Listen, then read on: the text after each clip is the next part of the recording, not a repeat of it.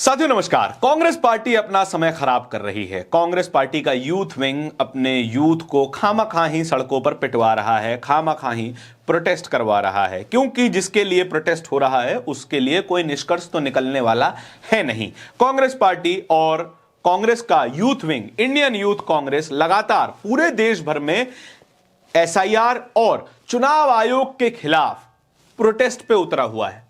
क्यों? क्योंकि चुनाव आयोग ने अपनी साख ही इतनी गिरा ली है। चुनाव आयोग से कोई सवाल पूछो तो सवाल के बदले में मिलता है सन्नाटा, सवाल पूछो तो सवाल के बदले मिलता है कुतर्क। लेकिन फिर भी इंडियन यूथ कांग्रेस लगातार अलग अलग राज्यों में प्रोटेस्ट कर रही है। पहले बंगाल, फिर असम, फिर राजस्थान और अब अलग अलग राज्यों में, जिसमें अब हिमाचल भी शामिल हो गया है, वहां पर प्रोटेस्ट किए जा रहे हैं, मैसिव प्रोटेस्ट किए जा रहे हैं। सैकड़ों हजारों की संख्या में यूथ कांग्रेस के वर्कर्स सड़कों पे उतरे हैं, नारे लगाए जा रहे हैं, पुतले फूके जा रहे हैं ज्ञानेश कुमार के। लेकिन फिर भी ज्ञानेश कुमार जवाब देने को राजी नहीं है। सिलसिलेवार ढंग से हम आपको इन तमाम प्रोटेस्ट के विजुअल दिखाने की कोशिश करते हैं। इंडियन यूथ कांग्रेस का ये 21 नवंबर 2025 सुबह 9:30 बजे का ट्वीट देख लीजिए। लिखा है, हिमाचल प्रदेश स्थित मोदी चोर आयोग में आपका स्वागत है। यहां ज्ञानेश कुमार के साथ मिलकर जनमत की चोरी को अंजाम दिया जाता है। खैर, अभी तो ये शुरुआत है। यहां पर चुनाव आयोग के दफ्तर में पहुंचकर यूथ कांग्रेस के कार्यकर्ताओं ने दरवाजे पर मोदी चोर आयोग लिख दिया।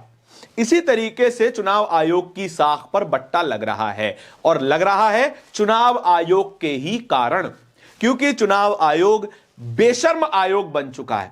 पूरा चुनाव आयोग लग गया है एक व्यक्ति को, एक पार्टी को चुनाव जिताने में, ऐसा विपक्षियों का इल्जाम है। लेकिन इस इल्जाम को धोने के लिए चुनाव आयोग रत्ती भर प्रयास नहीं कर रहा। रत्ती भर हम तमाम खबरें आप तक पहुंचा रहे हैं कि किस तरीके से चुनाव आयोग सवालों के पहले तो जवाब नहीं देता, और अगर जवाब देता है तो जवाब के बदले में मिलते हैं कुतर्क। कभी पूछ लिया जाए कि सीसीटीवी फुटेज प्रोवाइड करवाइए तो कहने लगते हैं मां बहनों की इज्जत का सवाल है। कभी कह दिया जाए कि आप डेटा दे दीजिए तो कह दिया जाता है प्रिवेसी का सवाल है।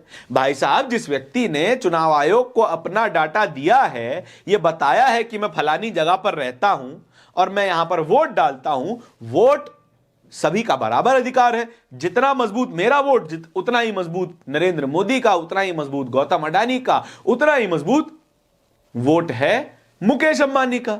लेकिन फिर भी बराबरी के एक अधिकार की जानकारी सार्वजनिक करने में ज्ञानेश कुमार को पता नहीं क्या परेशानी हो जाती है, और पता नहीं क्यों इन सवालों के बदले वो कुतर्क देने लग जाते हैं। आगे चलते हैं।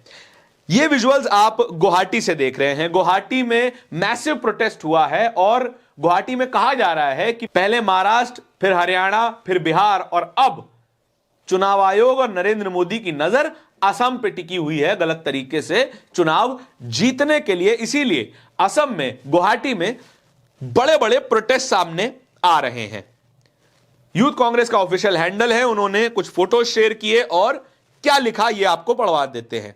मोदी जी और ज्ञानेश कुमार बिहार के बाद अब असम को निशाना बनाने की तैयारी में हैं। एसआईआर के जरिए चुनाव को हाईजैक करने का खेल शुरू हो चुका है।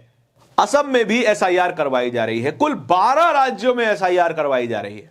12 राज्य, और वहां पर कितने कितने वोट काटे जाएंगे, ये एसआईआर की प्रक्रिया कितने अच्छे से की जाएगी, ये धीरे धीरे आपके सामने आ ही जाएगा। उसको रोकने के लिए यूथ कांग्रेस प्रोटेस्ट कर रही है। आगे चलते हैं। राजस्थान की राजधानी जयपुर में भी मैसिव प्रोटेस्ट हुआ। राजस्थान भी उन 12 राज्यों में से एक है जहां पर चुनाव आयोग एसआईआर करवा रहा है। एसआईआर की प्रक्रिया वहां पर जारी है, और जयपुर का एक वायरल वीडियो बीएलओ मैडम का आपने देख ही लिया होगा, जहां पर बीएलओ मैडम कह रही है जो मेरे यहां से फॉर्म नहीं लेकर जाएगा उसका नाम काट दिया जाएगा। और नाम काटा जा रहा है नाम देखकर।